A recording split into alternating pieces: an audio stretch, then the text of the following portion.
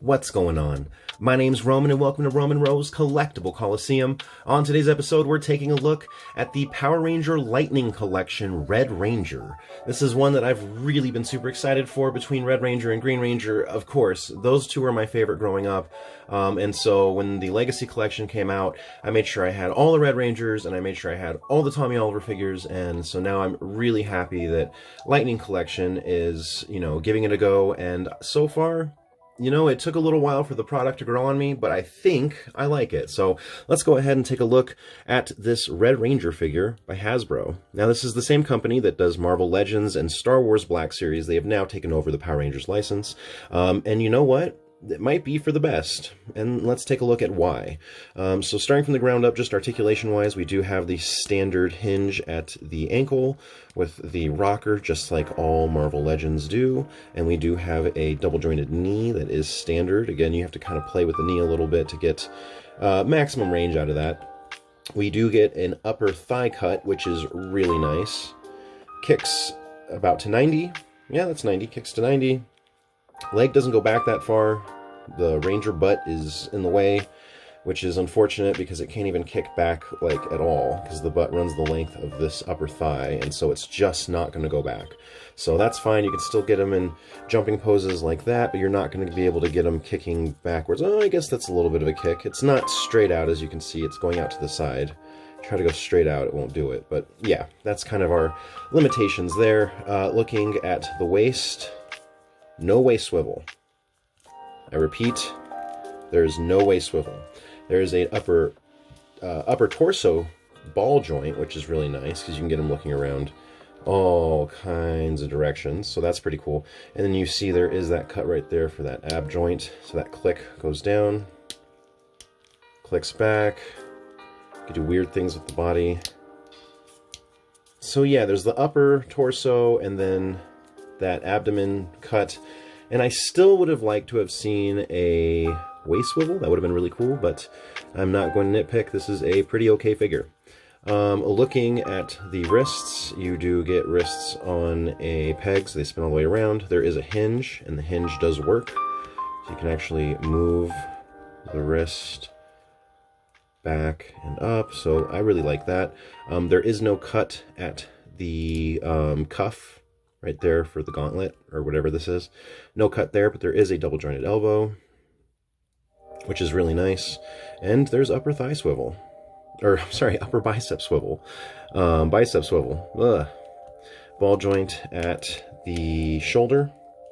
Goes all the way around. Comes that far out. Again, you can move it all the way around like that.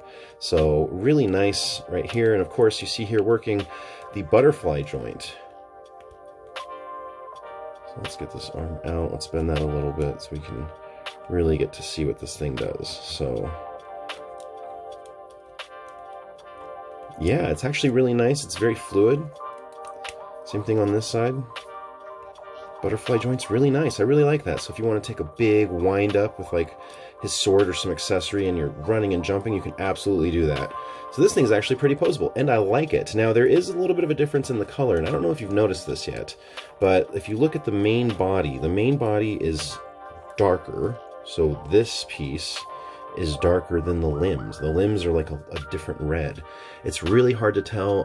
You notice it in person a little bit, but on camera it kind of washes out. So just know that. Looking at the head does go all the way around. The head looks that far up, which is not that far, and then that far down, which is pretty far. So that's cool. This guy did come with accessories, and so I do want to take a look at those. The first accessory I want to talk about is this little blade blaster, which is stuck in blaster mode, and it is not how they stored it. They stored it in blade mode. So yeah, that's something. That's something all right. So we're going to go ahead and just put that in his hand, and boom.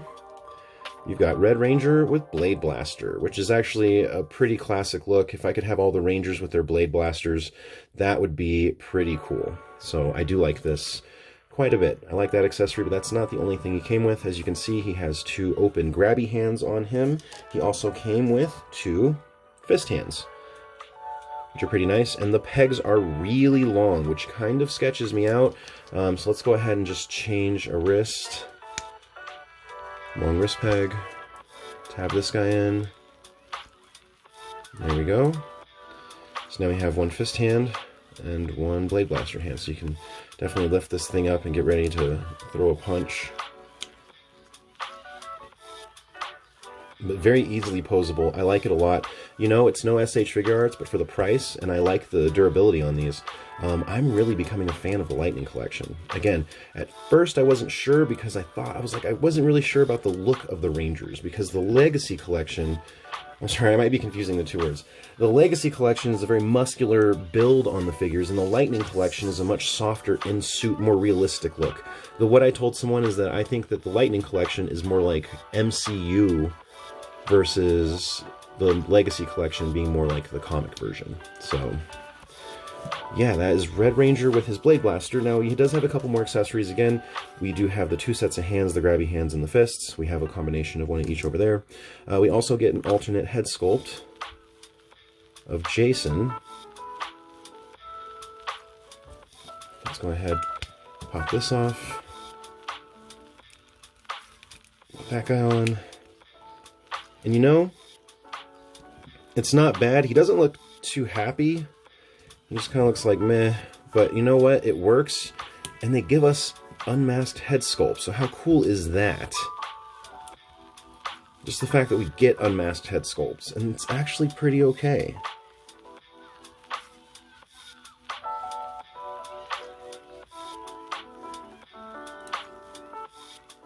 So not bad. Let's get the Blade Blaster out of here, and I want to take a look at his last accessory, which is his sword and this lightning piece. So here we have the sword. Sculpt is pretty okay. You can definitely tell that that is the Tyrannosaurus Rex right there. Good sculpt work throughout. You see the handles done very well. Same on this side. Paint applications look really good. This is my favorite Lightning Collection weapon so far. I think this is the one that they've absolutely done the best job on. Now, getting into the hand's a little tricky. I always have to kind of spin it in because the fingers are so, like, gripped over. So I'll go like that, and then, yep, and just rotate it in. And boom, we have ourselves the Red Ranger's sword, which is pretty cool. So that's what he looks like with it, just like that. And again, it's kind of a big sword, so getting it in shot's a little bit of a problem, but not too big of an issue. Let's take a look at what it looks like with this very bendable, pliable. It's never going to break on you, ever, ever, ever. This lightning is so super squishy, and there is a way to kind of weave the sword in through these things, and it's a little tricky, but you can kind of, yeah, like that. And so I don't ever remember there being lightning on the sword, but you know, I'm not opposed to it. I think it's kind of a cool look. So yeah, you can totally get him ready to slash someone or ready to fight or with other rangers or putties or whatever.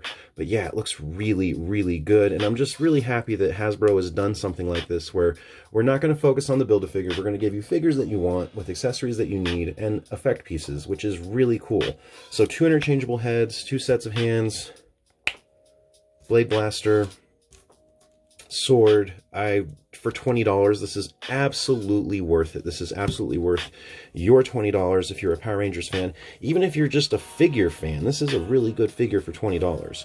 Again, we do get that alternate head sculpt, and then we get that Blade Blaster along with the alternate set of hands, the one fist and the one open, which we have one of each on the figure right now. This is a fantastic figure. I highly recommend it.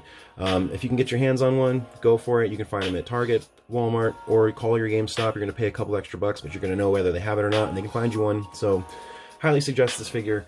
Highly recommend it. It's a fantastic figure, and I am so happy to have this in my collection. Thank you, everybody who watched, and as always, peace, love, keep on collecting, and I will see you guys next time.